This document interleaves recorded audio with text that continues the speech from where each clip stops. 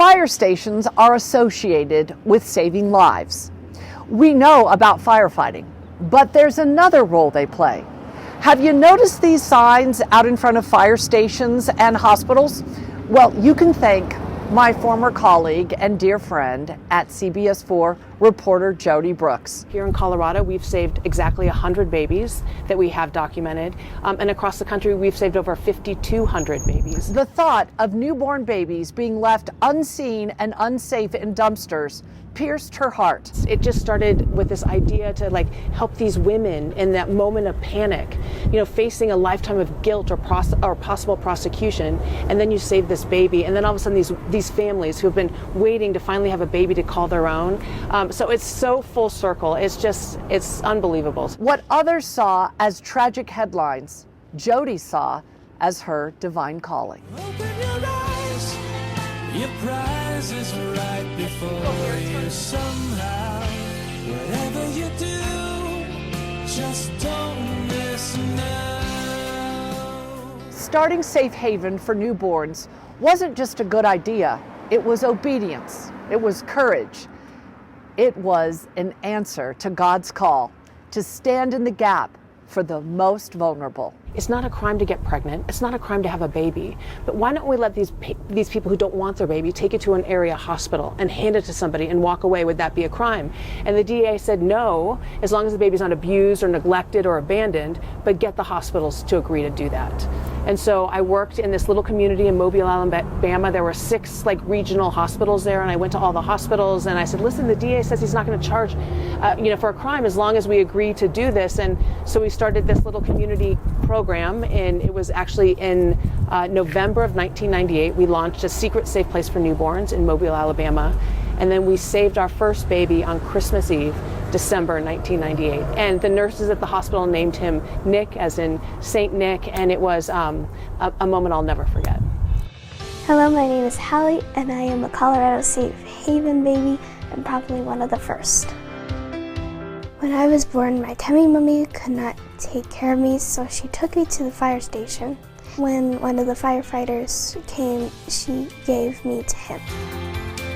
When my mom and dad tell my story, they always tell me how brave my tummy mummy was. She made sure that I was safe so that way I can have a family. The Colorado Safe Haven law allows women to surrender their babies safely and legally.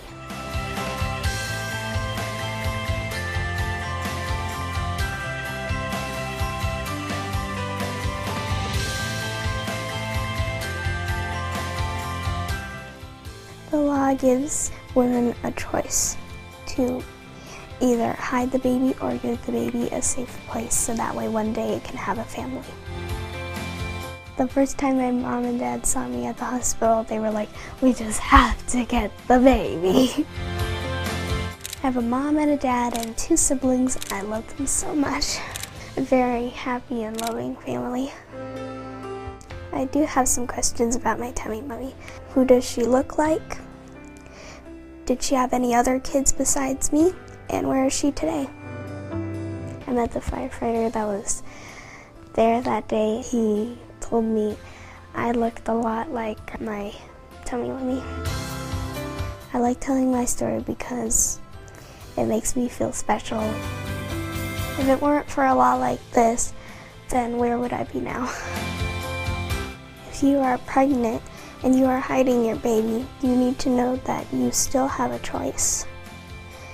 You can either hide your baby or you can keep it safe. It can have a home and they will love you for what you did.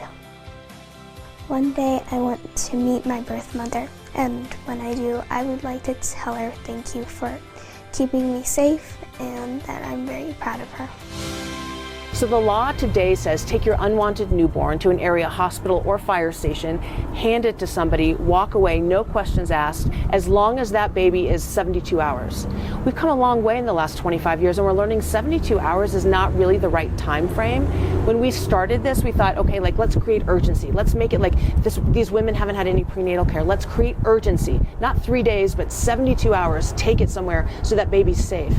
But we've learned today that through postpartum depression, depression, and that 72 hours is not the right time frame. These people need more time. These women need more time. These families, sometimes it's the boyfriend or the father, whoever is involved, need more time. So we want a 30-day window, which is where most states are today across the country. So if people want to donate or they want to get involved, how do they do it? Yeah, go to our website, coloradosafehavenfornewborns.org, actually, and then you can learn more about how to get involved, how to come to one of our events, and how to get more education and help us spread the word. Open your eyes, your prize is right